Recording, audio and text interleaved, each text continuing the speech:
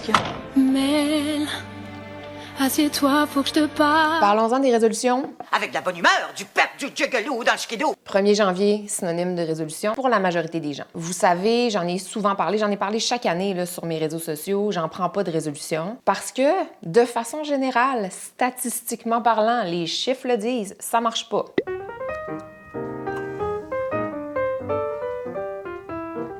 Il n'y a que 7 % des gens qui réussissent à maintenir leur résolution. Puis là, dans les statistiques, on ne sait pas c'est quoi pour eux maintenir une résolution. Est-ce que pour eux, maintenir à peu près 30 % de ce qui s'était fixé comme objectif, c'est un maintien?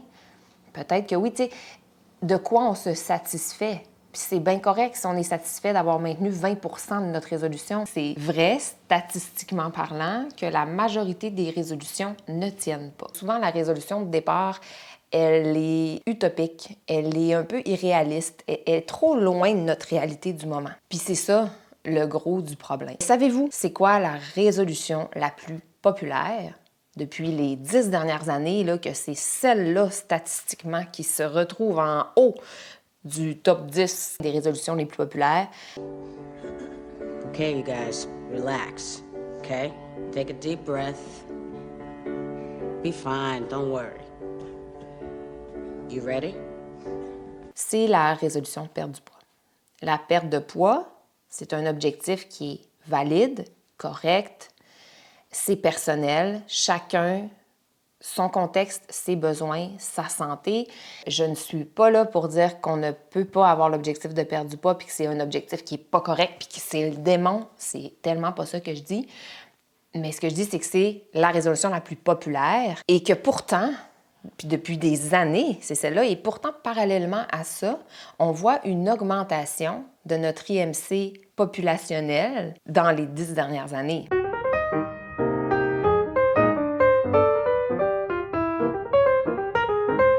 Là, je parle pas de l'IMC individuel. J'en ai déjà parlé dans d'autres vidéos là, de qu'est-ce que je pense de l'IMC quand il est utilisé sur un individu. Là, je parle de l'IMC populationnel qui augmente avec les années, pendant que pourtant, chaque année, depuis, mon Dieu, probablement même 40 ans, mais en tout cas, dans ce que j'ai regardé dans les statistiques des 10 dernières années, c'est la résolution la plus populaire. Est-ce qu'on ne devrait pas, à ce moment-là, si les résolutions fonctionnent, avoir perdu du poids de façon populationnelle? Au lieu d'en avoir gagné? Je pense que poser la question, c'est répondre à est-ce que les résolutions, ça fonctionne? Ça fonctionne pas. Ça fonctionne pas parce que, bien, pour plusieurs raisons. Selon moi, dans mon opinion à moi, OK, selon mes connaissances, mais aussi mon expérience et mon opinion personnelle, c'est que une résolution qui est prise le 1er janvier, ça peut être une résolution qui est prise juste pour faire comme tout le monde. Oh my God! Yo, les jeunes! Donc, est-ce que ça vient vraiment de ton gut feeling? Ça vient-tu de ton plus profond, puis c'est vraiment ça que tu veux, ou c'est juste parce que ben c'est le 1er janvier, puis je devrais prendre une résolution? Tu sais, si ça vient pas d'en dedans, faire des changements, c'est difficile. Il faut que ça vienne vraiment de quelque chose qui est vraiment très souhaité. Ça vient de moi. Je veux vraiment changer des habitudes et c'est pour ça que ma résolution, je vais la tenir ou je vais passer à l'action et aller en direction de cet objectif-là. Parce que souvent, en fait, la résolution, on la confond avec un objectif.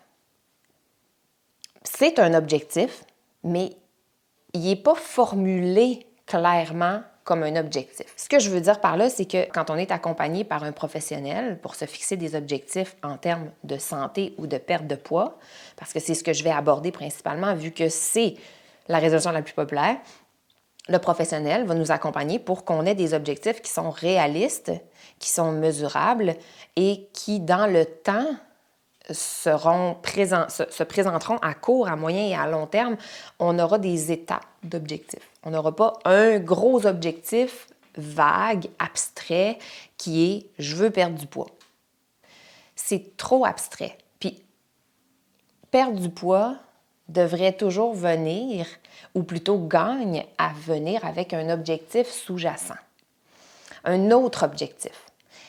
Pour aller en direction de cet objectif-là, qui peut être notre objectif principal de perte de poids, mais qui va nous soutenir et nous permettre d'avoir un sentiment d'accomplissement, de réussite un peu plus rapidement. Puis de façon un peu plus soutenue aussi que la perte de poids. Parce que la perte de poids, c'est complexe, on le dira jamais assez, c'est pas linéaire, c'est pas facile, c'est pas simple, c'est tout sauf ces qualificatifs-là. Donc, quand notre objectif principal, c'est la perte de poids, ou notre seul objectif, c'est la perte de poids, on risque de se démotiver. Puis là, le mot motivation, bref. Parce que, justement, ça ne sera pas stable. Tandis que améliorer son cardio, dire « moi, je veux être moins essoufflé ou avoir de l'énergie quand je monte les escaliers. Moi, je veux aller prendre une marche aux 2 jours. C'est mon objectif. » C'est plus facile à inscrire concrètement puis à considérer comme étant une réussite. Ça se présente plus vite que je veux perdre du poids et ça se présente de façon plus régulière. Si je veux me renforcer mes jambes, ben si j'entraîne mes jambes et que je suis un plan intéressant pour ça, il y a des bonnes chances que le renforcement de mes jambes soit constant, linéaire, que je le ressente dans mon quotidien. Tandis que la perte de poids, ça peut vraiment beaucoup varier puis créer des phases de démotivation et donc provoquer un abandon. Donc, la perte de poids comme résolution, c'est la première, c'est la plus populaire. Mais ce que je trouve drôle, c'est que la 4e résolution la plus populaire, en tout cas pour cette année, puis dans les années passées, elle n'était pas non plus très loin derrière, c'est la résolution de manger santé. Manger santé, ça veut rien dire. Puis là, je suis pas nutritionniste, je le dis chaque fois que j'aborde le sujet de l'alimentation. Je veux juste souligner que manger santé, c'est vague. Donc, c'est une résolution qui ne pourra pas être tenue parce que qu'est-ce que ça veut dire? Un objectif, il faut que ça soit clair. Et si l'objectif de manger santé est en 4e, mais que le premier, c'est la perte de poids, il y a vraiment une incohérence ici parce que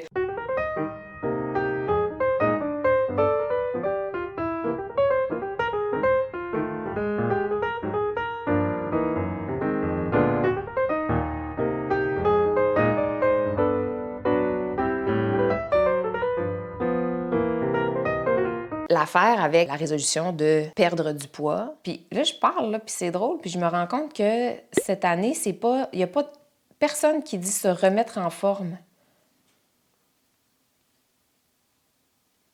Souvent, se remettre en forme est dans les résolutions les plus populaires, mais j'ai l'impression que ça s'est fusionné avec perdre du poids de plus en plus avec les années parce que les gens associent beaucoup se remettre en forme à perdre du poids puis se disent, bien, si je me remets en forme, je vais perdre du poids. Donc, je pense que c'est comme un peu les deux qui viennent ensemble. Puis je vois aussi dans les résolutions les plus populaires de cette année, je vous les nomme là, 1, perdre du poids. 2, arrêter de fumer. 3, apprendre quelque chose de nouveau. 4, manger santé. 5, épargner ou se sortir de ses dettes. 6, passer plus de temps en famille. 7, passer moins de temps devant la télé ou sur Facebook. 8, voyager. 9, faire du bénévolat. 10, dormir plus. Et c'est fou de voir ces résolutions-là quand tu sais que pour perdre du poids, justement, il s'agit de, premièrement, dormir mieux ou plus, si on ne dort pas suffisamment, mais avoir une bonne qualité de sommeil, une bonne routine, une bonne hygiène du sommeil, ce serait la priorité si on désire perdre du poids. En deuxième, l'autre priorité, ce sera de manger de façon plus saine, mais de façon à coller avec nos habitudes, de façon à coller avec nos goûts. Et dans quel environnement on a été éduqué, quelles sont nos ressources financières aussi. Donc, manger sainement, c'est vraiment pas pareil pour tout le monde. Après ça, la troisième affaire, ce serait justement de passer moins de temps devant la télé ou sur Facebook. Puis il est au numéro 7 des résolutions. L'affaire, c'est que le temps d'écran, passer du temps devant la télé, sur notre Facebook, sur notre téléphone, notre iPad, notre ordi, ça s'appelle du temps d'écran. Il y a plusieurs études qui se sont attardées à ce sujet-là dans les dernières années qui ont démontré de façon assez claire qu'il y a une corrélation entre l'augmentation du temps d'écran et donc l'augmentation du temps sédentaire et l'augmentation du poids corporel ou encore l'augmentation de la prévalence des maladies cardiovasculaires, hypertension, diabète, cholestérol. Fait que c'est un peu, je sais pas si le mot ironique, ça fit, mais moi, je trouve ça ironique que l'objectif numéro 1, la résolution numéro 1 des Québécois en 2021, ce soit de perdre du poids, mais que pourtant, la chose la plus importante à faire étant de réguler son sommeil, se retrouve en 10e position sur 10. C'est fou. C'est fou que ce soit pas encore assez intégré et connu. Pour atteindre un objectif, il faut qu'il soit clair, concret, donc mesurable, où on peut le toucher, on peut le remarquer au quotidien, qu'on va en direction de l'objectif, parce que si on ne peut pas le toucher, le voir, le mesurer, on ne maintiendra pas nos actions parce qu'il n'y a pas de feedback positif de ces nouvelles actions-là. Si je change mes habitudes pour avoir des résultats différents, il faut que je vois, que je touche, que je sente ces résultats-là. Si je ne les sens pas, j'ai l'impression que les actions que je pose servent à rien. Puis vu que la perte de poids, c'est complexe, difficile, non linéaire, bien, c'est souvent un feedback qui n'est pas intéressant pour maintenir la motivation. On aime mieux avoir un feedback en lien avec la force des jambes, comme je disais tantôt, l'endurance, l'énergie, l'essoufflement, comment je me sens dans mes pantalons, est-ce que je dors mieux, est-ce que je suis moins stressée. Des feedbacks comme ça que je ressens au quotidien seront beaucoup plus intéressants pour maintenir la motivation. Bref, objectifs doivent être concrets, mesurables et on doit avoir des objectifs à court terme. Les objectifs qui sont trop vagues, qui sont trop loin dans le temps, qui aboutissent tard et qui sont super grands par rapport à la réalité d'aujourd'hui, sont vraiment difficiles à atteindre parce qu'ils ne nous maintiendront pas motivés longtemps, ces objectifs-là. Passer moins de temps devant les écrans pour diminuer mon temps sédentaire et augmenter mon temps actif. La santé, c'est le mouvement. Je favoriserais aussi une meilleure hygiène du sommeil. J'ai déjà une hygiène du sommeil pas pire, mais là, ça vient toucher au temps d'écran aussi, c'est que l'écran, avant de se coucher, c'est pas une bonne idée. Ça affecte la qualité du sommeil. Fait que ma deuxième résolution, ça serait probablement de diminuer mon temps d'écran en général, mais surtout en soirée. D'éviter de prendre mon cell ou mon iPad ou de regarder la télé avant de me coucher. Faire d'autres choses. Depuis quelques semaines, mois, je lis beaucoup. Puis ça fait vraiment du bien, mais quand même, mon sel a encore trop de place. Fait que ça serait probablement ça, ma résolution. Puis je pense que si vous avez en tête, moi, je veux une meilleure santé, je veux perdre du poids, parce que vous avez le droit de vouloir ça, mais ramenez-vous à quelque chose de plus concret. Perdre du poids, c'est comme, ce sera un effet collatéral d'autres choses. Est-ce que dans vos habitudes de vie, demain matin, vous pouvez décider de perdre du poids? Tu sais, c'est pas quelque chose que vous pouvez faire, perdre du poids. C'est quelque chose qui va arriver. Qu'est-ce que je peux faire demain, concrètement? Qu'est-ce que je vais faire demain pour aller en direction d'un objectif qui me tient à cœur, qui est réaliste, que je vais avoir envie de faire et pas juste demain? Que je vais répéter après ça, peut-être pour la vie, avec des moments d'exception. Parce qu'on ne maintient pas nos habitudes parfaitement tout le temps, là. Ça n'existe pas. C'est pas ça le but. C'est vraiment pas ça le but. Qu'est-ce que je peux faire demain avec mes mains, mes pieds, mon corps, avec mes ressources, mes capacités du moment, le temps que j'ai? Qu'est-ce qui est réaliste? Et sur quoi je peux intervenir demain et pour les jours qui suivent, qui a le plus d'impact sur mon objectif. Puis là, je reviens à ça parce que c'est l'objectif le plus populaire. Si je veux perdre du poids, je gagne beaucoup à agir sur mon sommeil, agir sur mon temps d'écran et agir sur mon niveau d'activité physique. Qu'est-ce qu'on prend des résolutions? Appelle-les comme tu veux.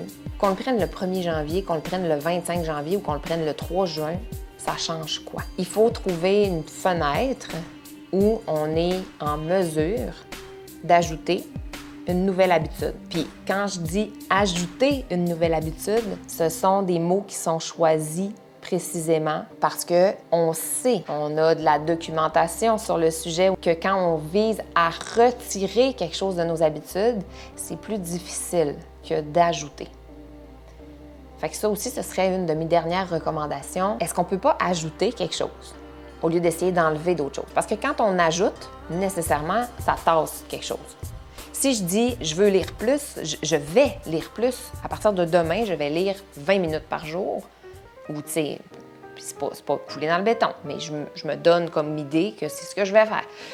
Bien, est-ce que je peux, à ce moment-là, écouter autant la télé? Probablement pas. Fait que nécessairement, si j'ajoute du temps de lecture, je diminue du temps d'écran, tout le monde est content, j'atteins mes objectifs tranquillement sur l'échelle d'une vie. La santé, c'est sur l'échelle d'une vie. Ça se passe pas en dedans de 3 semaines. Qu'est-ce que je peux faire concrètement dans mes habitudes de vie qui vont améliorer ma santé et que je vais pouvoir maintenir pour tout le temps? Sauf dans des périodes exceptionnelles, comme le 24 puis le 25 décembre. Bonne année! Profitez de cette année pour faire ce qui colle à ce dont vous avez besoin. Il me semble que juste ça,